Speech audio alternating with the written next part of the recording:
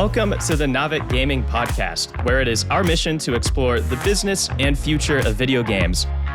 We bring together the industry's brightest builders, investors, and thinkers to keep a pulse on current events, dissect emerging trends in games, share lessons learned, and have a great time. This podcast is also part of Navic's growing ecosystem, which ranges from free and premium research to consulting and advisory services. For more information, visit www.navic.co. This episode is brought to you by Pragma. Pragma is a back-end game engine founded by the engineering leaders who built the platforms for some of the largest live service games, including League of Legends, Fortnite, Destiny 2, and Plants vs. Zombies 2. Pragma powers services like accounts, matchmaking, and player data for the world's most ambitious live service games. The Pragma backend game engine is the only solution that is truly extensible so that game designers aren't blocked by clumsy black box designs. With Pragma, studios no longer need to hire a large backend team and get the ultimate peace of mind that their game will always be ready to scale. To learn more, simply head to pragma.gg or check out the link in the show notes. And with that, let's jump into the episode. So welcome everybody to another episode of the Navic Gaming Podcast. We're back with another Data Corner discussion, and this will also be the final one of this mini segment. So this time we decided to focus it on a topic that's a little bit more future facing and also a little bit exciting given, the current big trends in games.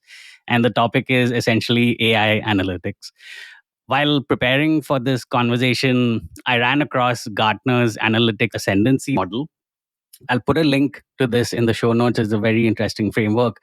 But the framework basically says that on a value versus difficulty graph, there are 4 types of analytics that sharpen hindsight, reveal insight, and also create foresight. These 4 types of analytics are, number 1, descriptive analytics, which basically explains what happened. Diagnostic analytics, which explains why did it happen.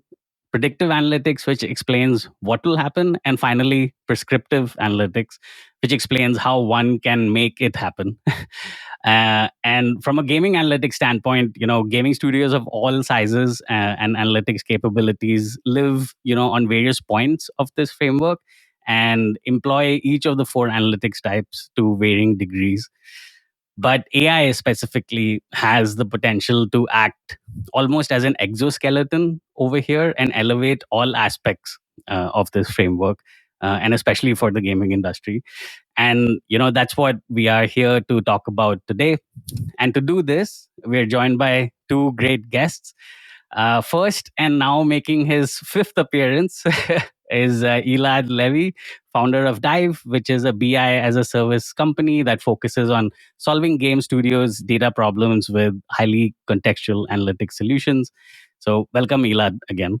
Thank you, Manu, for having me. It's always a pleasure. Nice.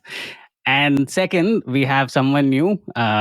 His name is Daniel Berdychevsky, who used to be Playtika's VP of Data Science and Products and is now a data management consultant who also serves on the board of various companies. Great to have you with us also, Daniel. Great, Manu. Hi there. It's good to be here. Thank you for having me. So hi. Awesome. Since my intro was very brief, and also Elad has been here a few times, I'd probably love the listeners to kind of get to know Daniel a little bit better. So Daniel, could you, briefly tell us about your journey into games, your path within Playtika itself, and what you're doing today? Also, I know you're Elad's childhood friend. So if you'd like to tell us more about how Elad was growing up versus how he is today, we'd love that also.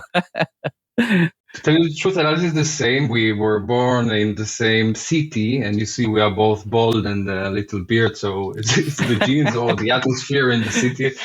I'm not sure, but Elad is a great fan for years. By the way, I think, Elad, you are the one that at age 15 helped me to understand what is a PC and how is it built off.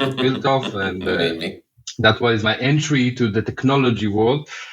Side note. Anyway, So hi, I'm Daniel. And my journey started in 2007 as a BI, a data engineer. I was working for a professional services company for 3 years, around 25 projects in those 3 years. It was hard, amazing, but I learned a lot in those years in different domains: retail, e-commerce, customer success, automotive, and many more. After 3 years, a good friend of mine and myself founded T-Person, a boutique data services company. We started with BI and data integrations, pipelines, analytics. Later on, after building good infrastructure, we started to help our customers also with the cherry on top, with the analytics, with the low-hanging fruits, with the different types of data mining those days, clustering, segmentation, predictions in different heuristics and models. We had some statistical background and also technical background, but I think the secret sauce those days was the business focus. We, since we were like a boutique company, we first try to understand from our stakeholders what do they want. Okay, exactly, and then the technical challenges we solved them in different ways. Much less data than these days. Big data was not with all the V's, volume, variety, Same etc. principles, less data. But the same principle exactly, and the same goal, ROI, or efficiency Right. sometimes. We started to give services to different companies. There, I first started to work with games and online gambling as well. We noticed the challenges and the interest in the user-based B2C type of domains. And in 2012, I got a phone call from Elad. He informed me that he opened up a new startup, a new game, House of Fun. I remember he told me, listen, we're doing great, but we have no clue what's going on inside except the top numbers. So I sat with my team for a night or two and we generated some insights and it was great. From that point on, we gave services to House of Fun. House of Fun grew rapidly, not because of me, because of the game, the timing, etc. And in 2014, while they were growing, we were growing with them while working with other games and companies as well in different types of data solutions. 2014, I think Playtika purchased House of Fun, and I joined after a year with two of my team members into Playtika in House of Fun as VP Data. First, I started as director of data engineering, mainly like building the infrastructure. Then it worked quite well, so I was appointed as VP Data, managing business analytics, game economy, the first data science team, BI, BA. And in those days, we wanted to integrate our solutions with the roadmap, the product roadmap of the game studio, and also a data product. I think 2017 was the first data product member that joined our team. It was a great addition. 2018, I moved to Playtika, the technology department, serving all games, the entire portfolio of Playtika, trying to integrate AI solutions to all of Playtika's portfolio as VP AI products, later on as VP data products, building experimentation platforms, data warehouse. It was before the IPO and marketing, etc. 21, I left Playtika. And in the last 3 years, I'm helping different types of companies, game studios, mid, small, with any data-related challenge. Some of them are organizational, some of them are AI, A/B testing, and infrastructure. Right. Working with Dive as well. Awesome. Great. Yeah. Thanks for that. The full timeline over there. I think that just charts out your career and also charts out the career really well, but also just kind of showcases why you're a great fit for this topic today, especially just given the stuff that you've done at Playtika and continue to do now.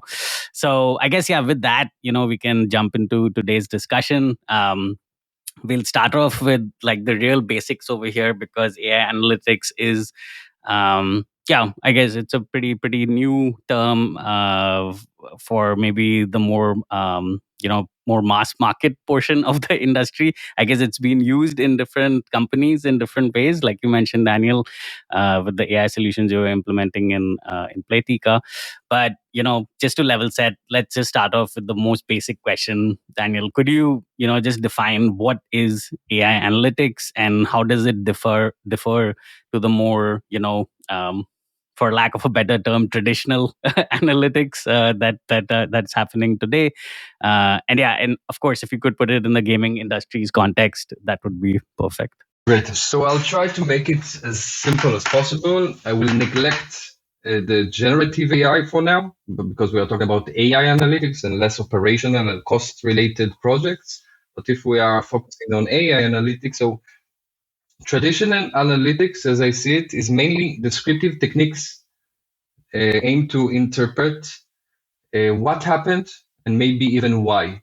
Sometimes people also confuse some gut feelings inside, but usually the questions, the frameworks, the interfaces are dashboards, reports, in push or pull, but what happened and why in traditional manners.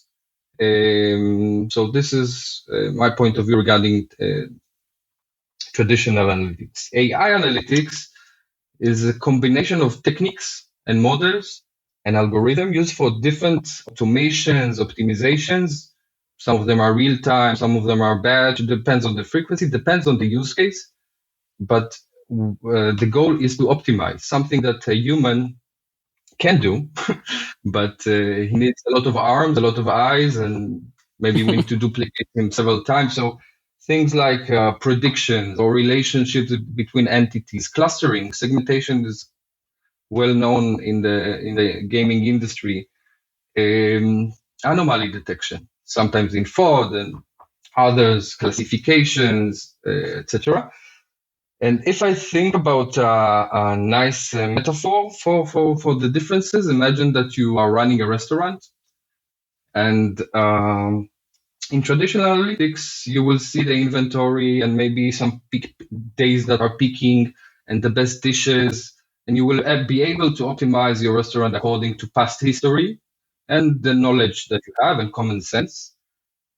With AI analytics, you have the ability, imagine that each client that enters the restaurant, he will have like a sticky note on his forehead that will say what dishes did he like. Is a new user, old user, from where did he come from?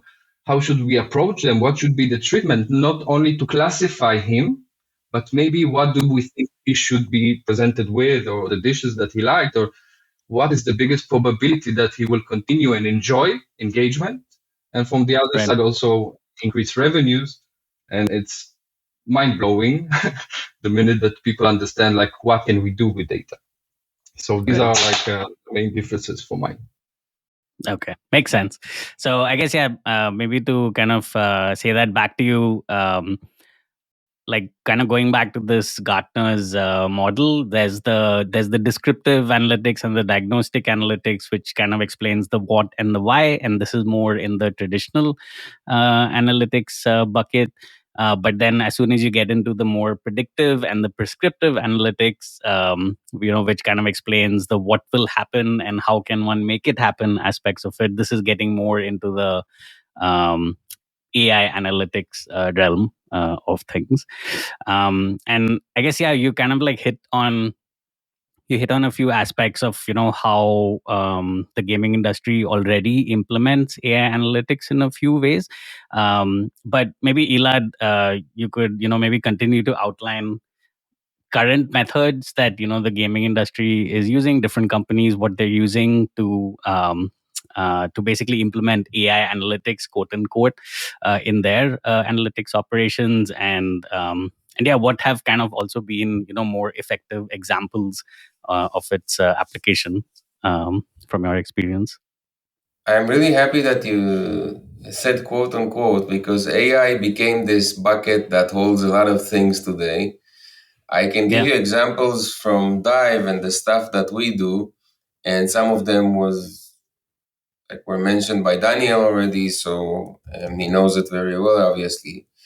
Segmentation is definitely a huge segmentation and clustering is definitely a huge portion of of actionable. I like data to be actionable, like beyond the insight. That's like something that insight is amazing. That the descriptive part, but when you tie it back to an action, then this is really where when you start to see when you start moving the needle in a company and improving KPIs.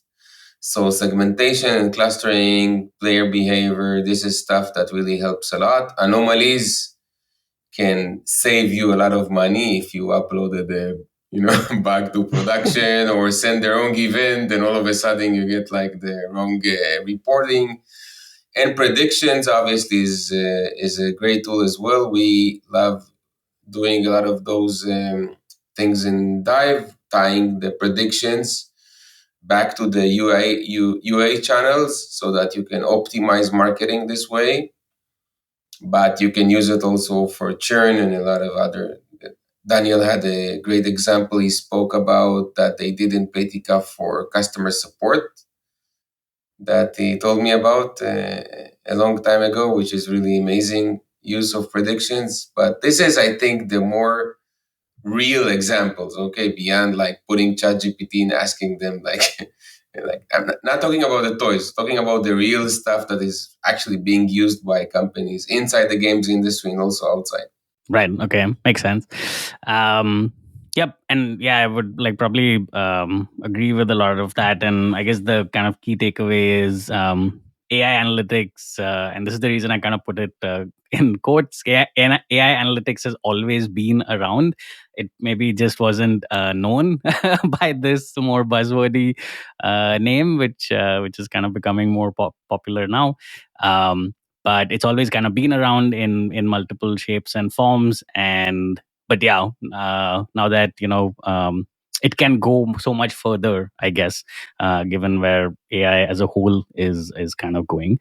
But I guess from a company's perspective, before anyone takes the plunge into these AI analytics methods and processes, they likely kind of need to have the right foundation to build on in terms of your analytics stack and processes and teams and such.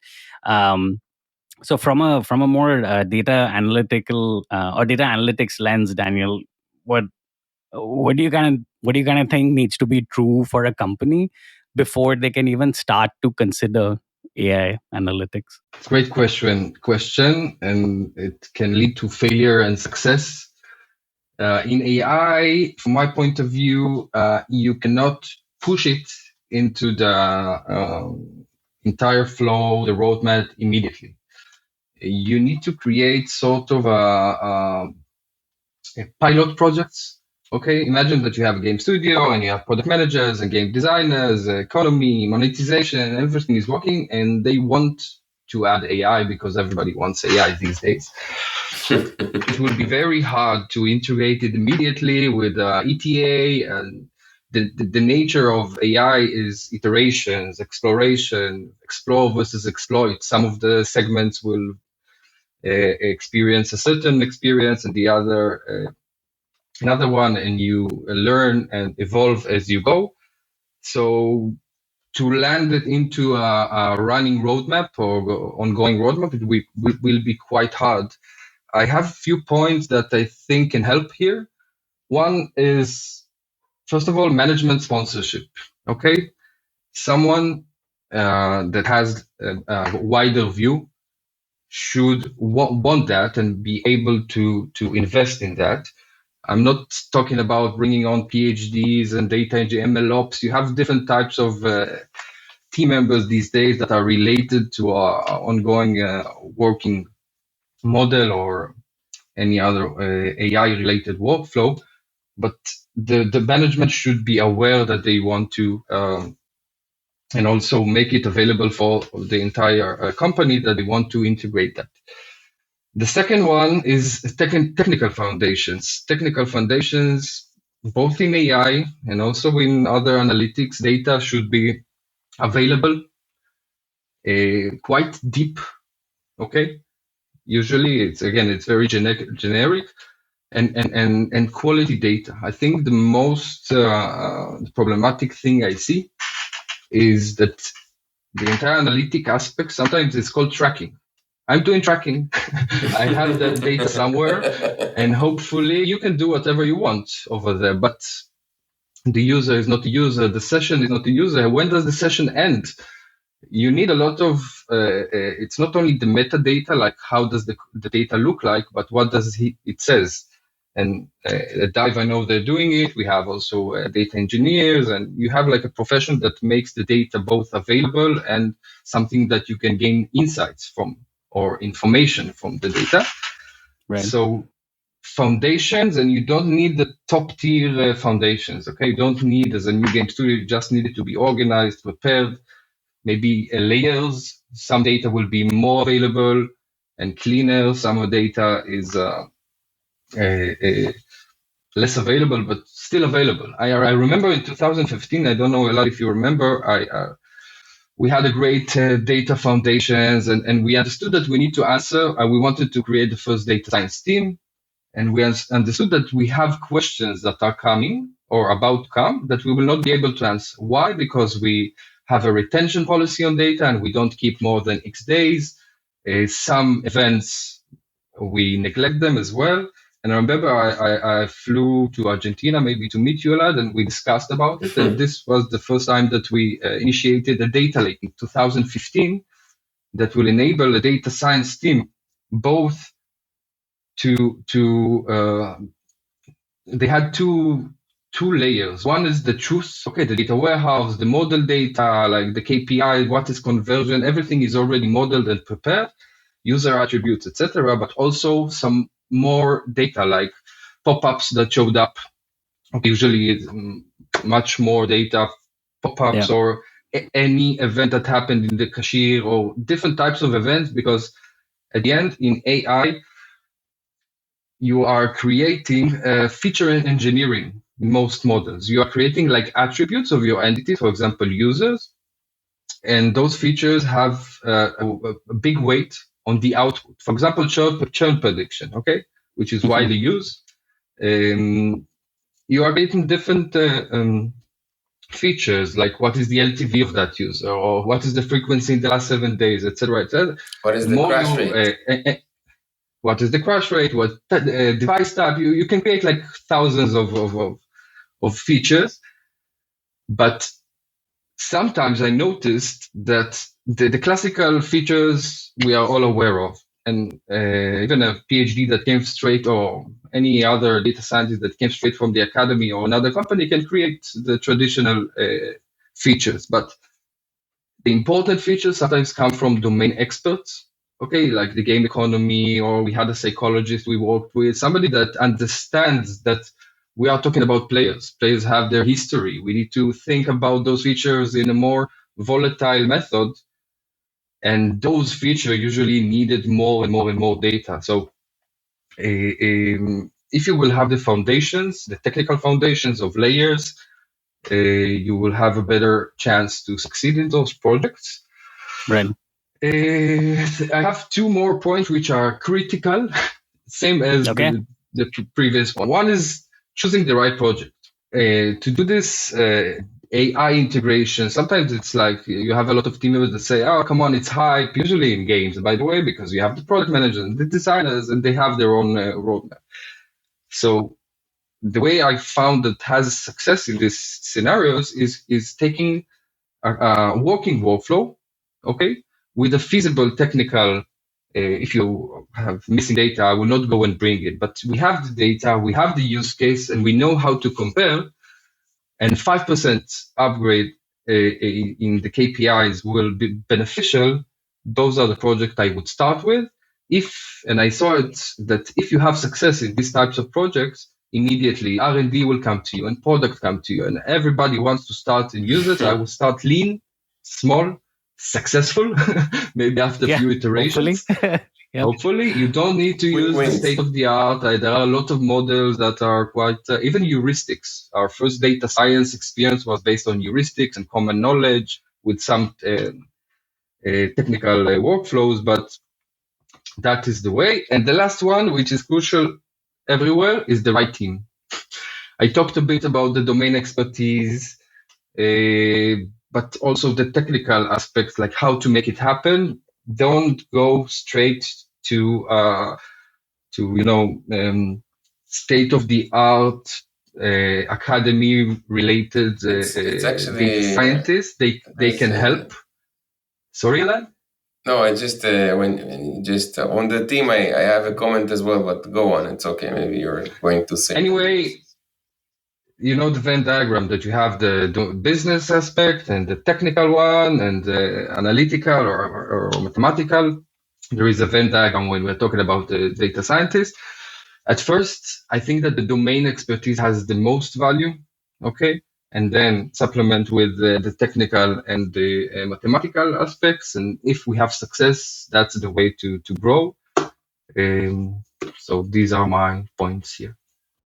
Awesome. Yeah, I think that's a great answer. Eli, do you wanted to say something about the team? Yeah, about the team, I think that Daniel said it, but in when it comes to data and at that level, right, like beyond the basic reporting and insight, there is a kind of an art or a creative part that shows in because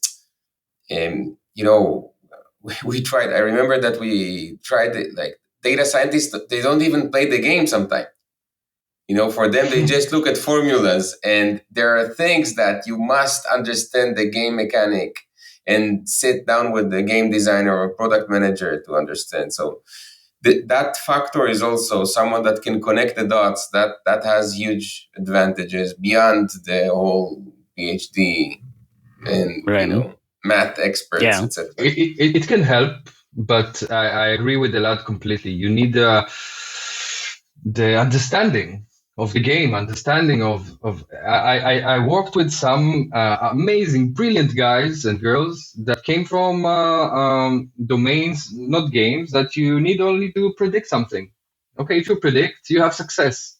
Here we are talking about players. Maybe today he's after the Christmas sale and he's like pay too much. Maybe in your experimentation you forgot to take into account the hangover because they got more coins. You need to take few days after your experimentation.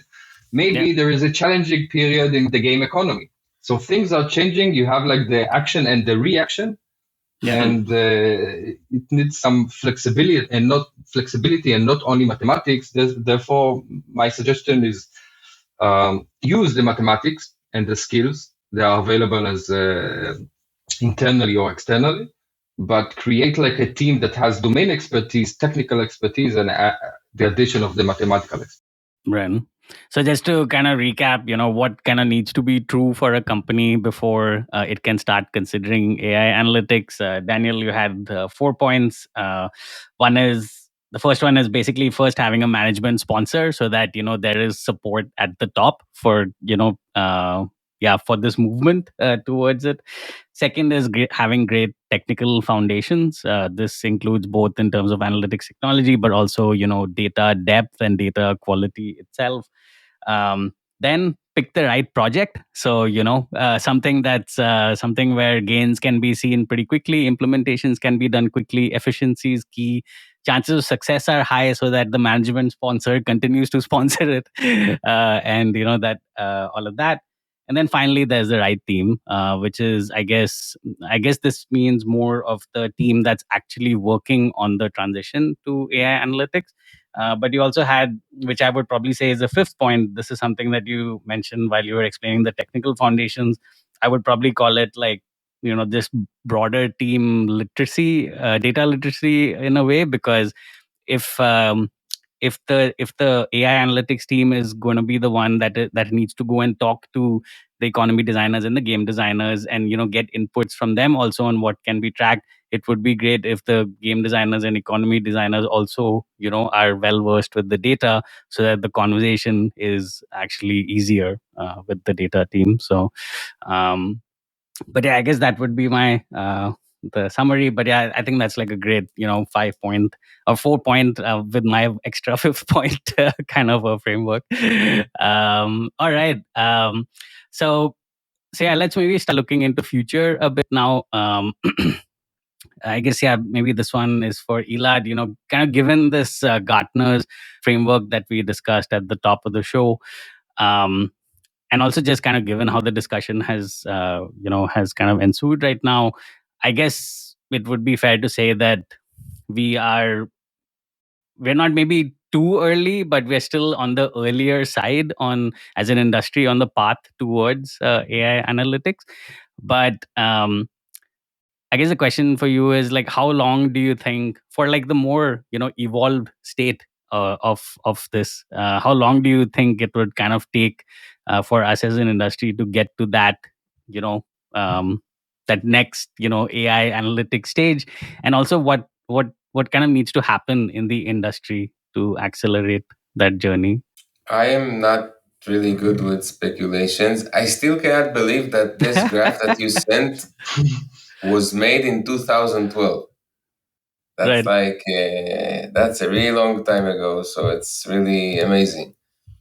I uh, I mean, I love reading about AI. I love the future. Everything is nice, but I focus most of my energy on the problems of today, and not the what will happen in 5 years from now. Probably Daniel will be able to answer that better. But if you look at this Gartner graph that was made in 2012 and you apply it to game studios are still struggling with basic reporting sometimes, really Right. basic stuff. So um and there have been so many like ways and intentions and experiments and products to try and automate everything and invent some new Swiss army knife that will show this and show that, and it never works, because it all comes down to the fact that games are so different from each other. And it's so Playtika is a social casino. It's like a lot of slot machines. It's based on spins. I speak with people that do puzzle games. Everything there is completely different. We have a client that we just signed that are developing a MOBA game. This is like a completely different dynamic. Every Roblox as well. Roblox is a completely different animal as well. Yeah, so I think that if you look in kind of a broad way on the games industry, then maybe in industries that are more like structured, like e-commerce or booking, it will be easier to move forward. But games are so unique that most of them are stuck in the really basic levels of data, and they cannot nail the foundation yet. Right. And they should be there, like They small should. startup. I'm come from the data domain, but all the time I'm taking the product. Product is the king from my point of view. Okay, it's very strange that I'm saying it, but we can think together, we can make it happen. But the game designer, the product market fit, this is the first place to go, and then we are supporting with different. By the way, the holy grail of AI in gaming studios is when each and every department in each feature, they think about AI. How can we integrate it, our capabilities that we already uh, prove that are working? How can we integrate them? But just a side note. I'm seriously feel privileged that we managed to build that in Playtika, because we used to build features and they say, hey, maybe we can personalize this part of the feature. Maybe we can segment that part. There was a very healthy process there of incorporating data in feature building. And that is like that's something that you can do now, with the right team, the right technology. will, By, obviously. by the way, Elad, in Dive, you are closing the loop. It means that you have the descriptive analytics, the data pipeline, and your segments of decision you post back to the game server, and then you can act upon with live operation, etc. So I think that's the place that current games should go. If you have insights, okay, Right. or decisions coming, you need to act upon them in real time, batch. I don't care how, and this is the first place to go to act upon your decisions and not only reporting. Right. Okay. Yeah. Yeah. So I guess, sounds like still pretty early on the journey to like kind of more mass adoption of AI analytics across multiple gaming studios, where it's almost like a table stakes kind of a scenario. I guess there's a long way to go, but yeah, I think it's definitely helpful to understand what we need to get there. And I guess a lot of that is just has parallels with kind of like the 4 points that you mentioned, Daniel, right? Like those might be even though those points are specific to a certain company, I mean, they're basically extendable to the entire industry also. But okay, great. The 4 points can be integrated now. We can talk later about where are we going in the future in AI analytics, but the 4 points are 4 or 5 even. You added some. Should probably translate this podcast to an article and do like a post on those 4 points. It will serve a lot of companies out there. Yeah. All right. So I guess, maybe like kind of moving on a little bit, and maybe talking about like some more specific concepts within the AI analytics discussion. There are like some pretty interesting concepts, but also inherent risks. For example, one interesting concept is just this idea of synthetic data, which is essentially artificially generated data that can be used to train machine learning models.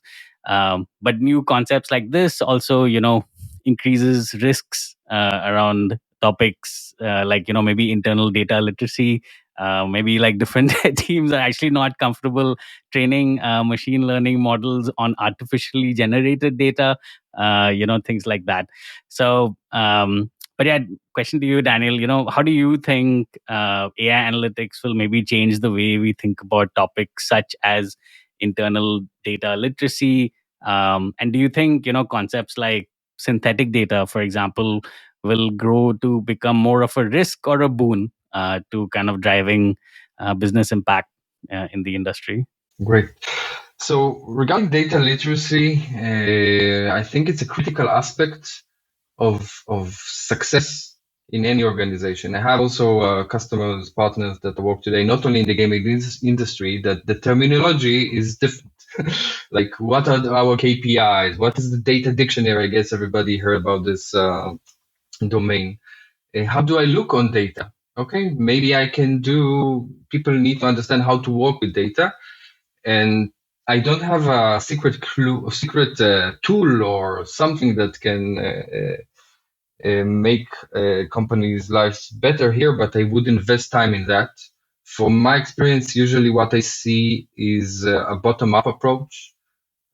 People, with your legs, you go and sit with the team members and present them the interfaces, where can they understand where data is and how to work with different tools like Tableau, Power BI, like all the data interfaces for product managers. They usually will not run SQLs, or even then, they need to understand how the data is built. A lot of presentations, road mapping, or where are we going, what can we do. As I said, the holy grail is everybody in the teams, all teams knows what do we have. You will remove redundancy and duplications of different features, R&D, Right. data. So you need the tools,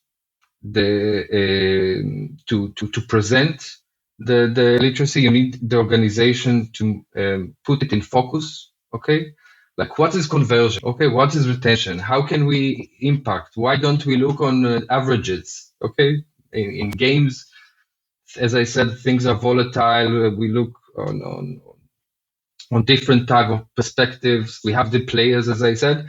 So the literacy is crucial, and unfortunately, I don't have a tool or a magic wand that will make things better. I would focus on that from the early stages. If games will, not only games, if companies will do it from the early stages, it will be much easier to grow new team members and new features, and everybody will talk in the same language.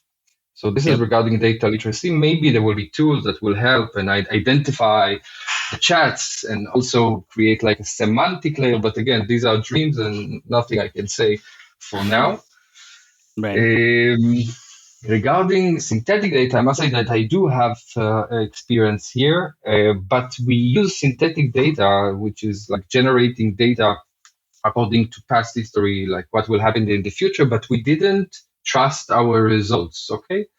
The only reason we used it is because feature was not developed yet, and we want to synthesize like what's going to happen because we want to train the model, prepare it. There is code over there. There are iterations. We want it to be ready because time is an essence here.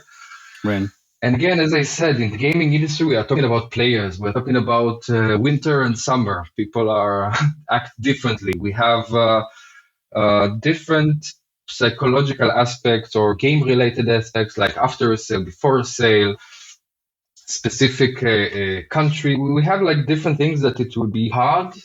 I guess in the future we see that everything is exponential. Maybe in 2 years we have the best solution for it.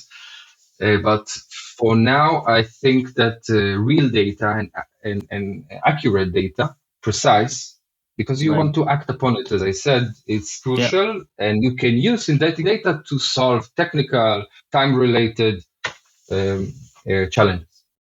Right. Okay. Yeah, that makes sense.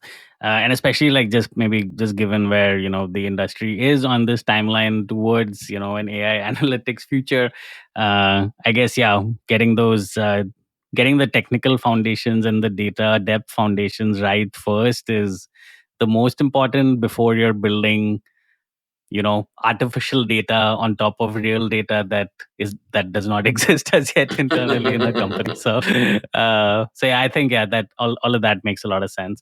Maybe one more before like a final question, one more topic that's a little bit more out there, I guess.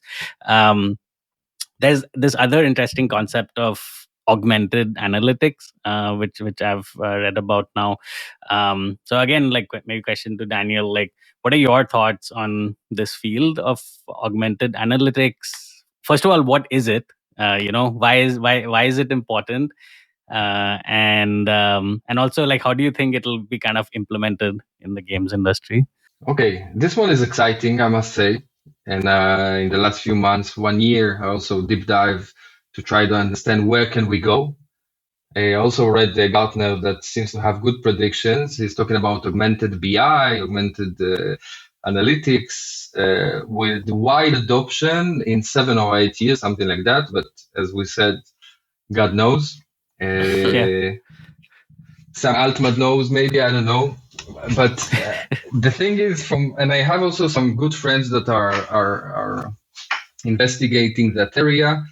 I think this one is exciting and is very related. Augmented is tools that will try and augment the current procedures that internal team members at the end are producing. Okay, for example, the data pipelines and the data warehousing. On top of that, reporting, answering questions with augmented procedures. Okay, it's very sci-fi for now.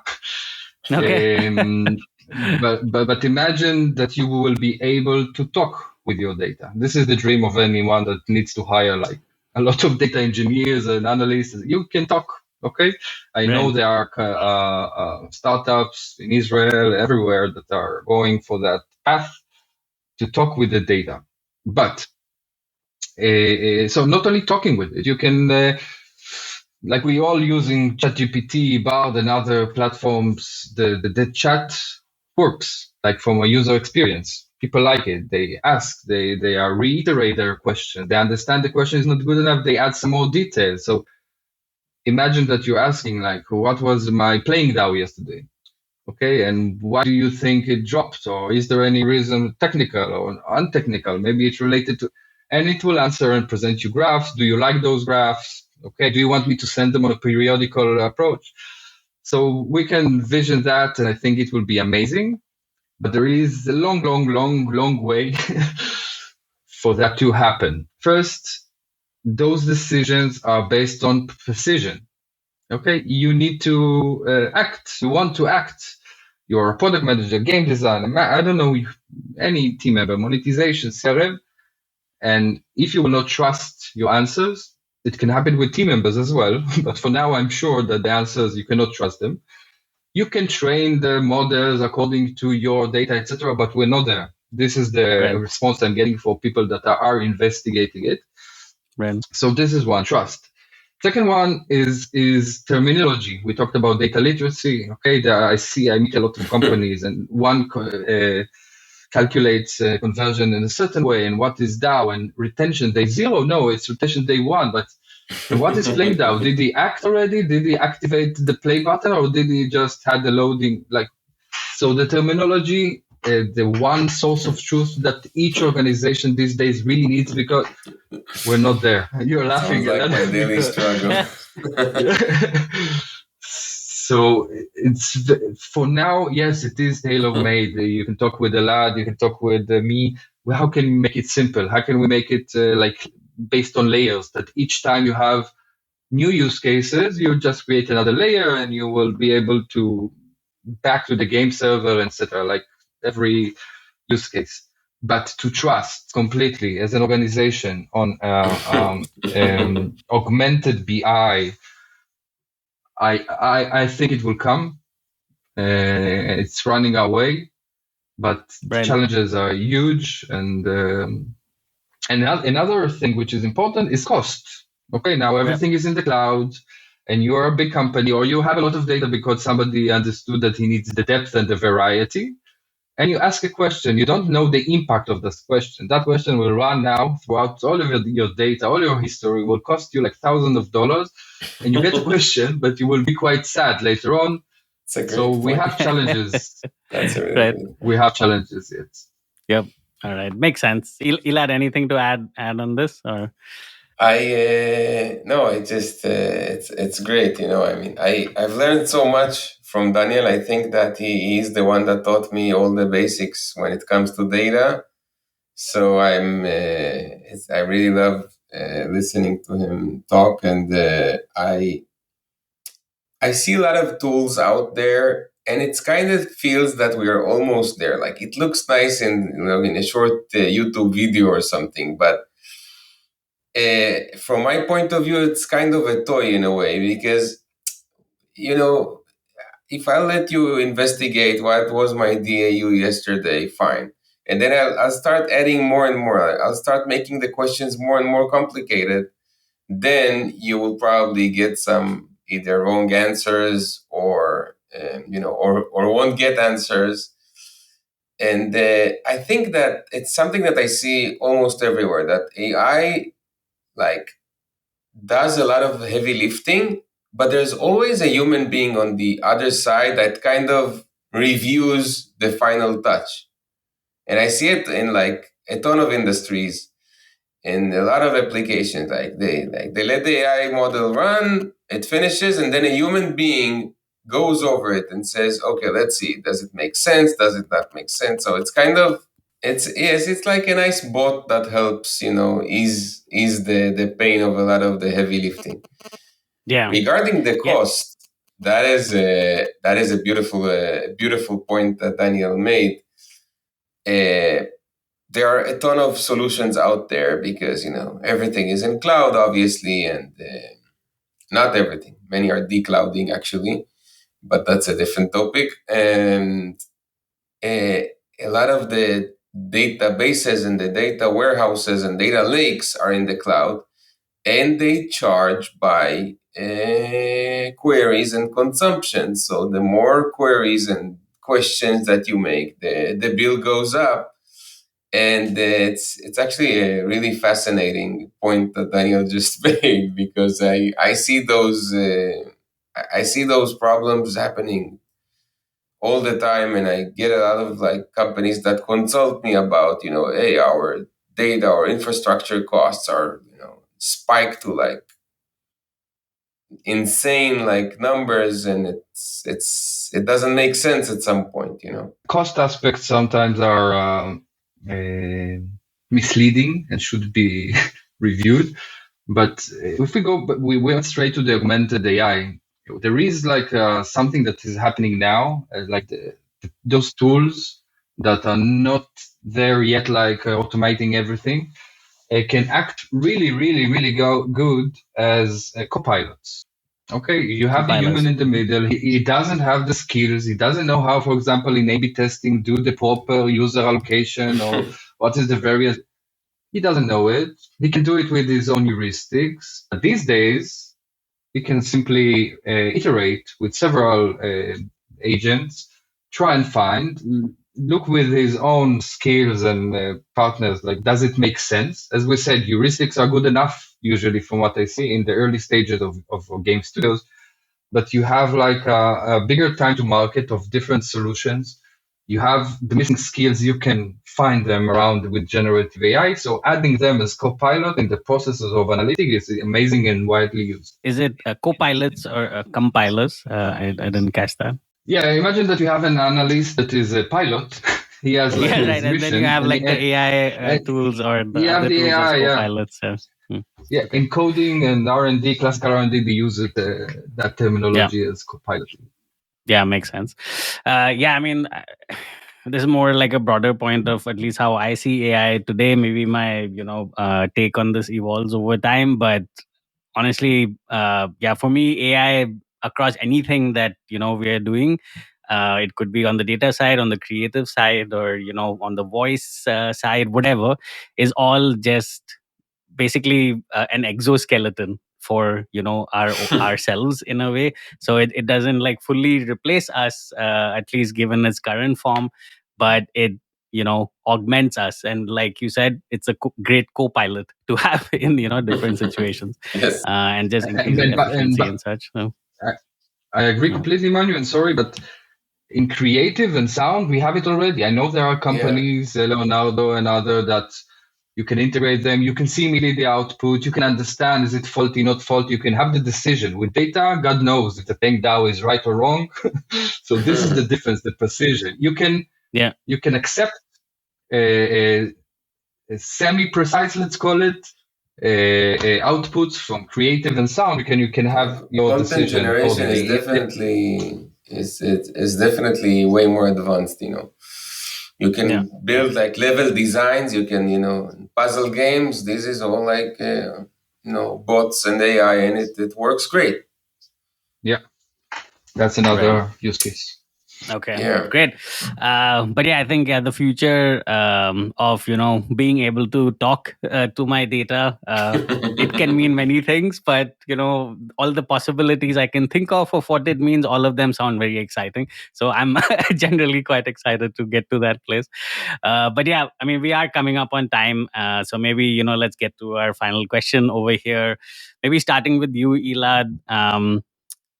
What would again, like, since the podcast topic is AI analytics, what would your one piece of advice be to game developers when they're thinking about moving closer towards this AI analytics space in whatever form is viable today? No? So where and how to start, I will go back to the 4 points framework of Daniel. Pick a project, make a quick test, and see if it works or not. Fail fast. Like in any other product building or feature.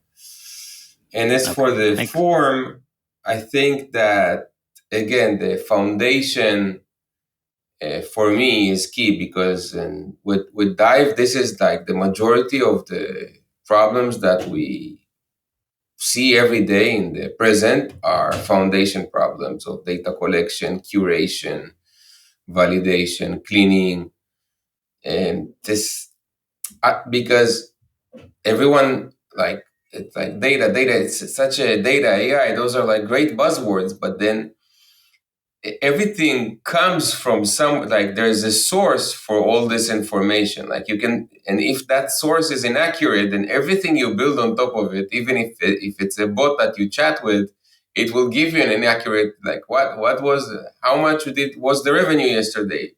-5 because a developer sent, like a bug in the event. So it's like accuracy and getting the foundation right for me is like one of the biggest challenges. All right. So yeah, Daniel, same question to you. What would your one piece of advice be? I would go for starting small, but with impact. Okay.